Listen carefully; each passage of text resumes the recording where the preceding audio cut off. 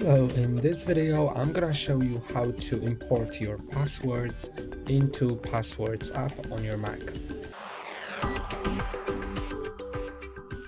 In order to import your passwords into the Passwords app, first you need to export them from your previous password manager.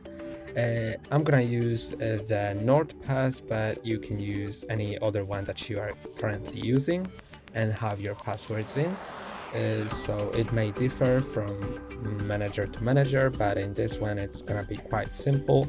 Just open your manager. It can be either an app, a web extension, or a website. So in my case it's a web extension, and now I can click on settings and let's export items. So find where it is to export.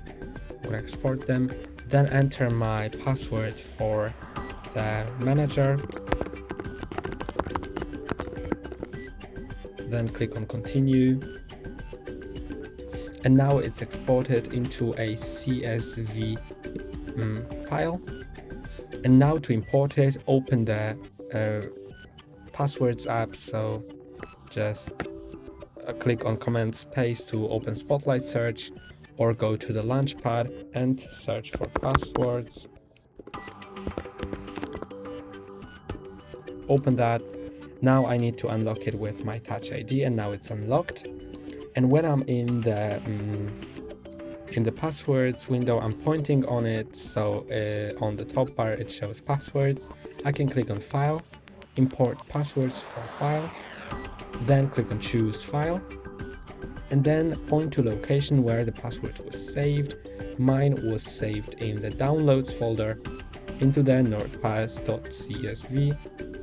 Click on that, then click on Import, then enter your password or Touch ID. Then you can then it says that the password successfully imported, so that's okay. And now you can choose whether you want to delete the CSV file from your Mac, and that's I suggest you doing that. So click on delete, so no one can access that old CSV file and import this password. And now this password was imported.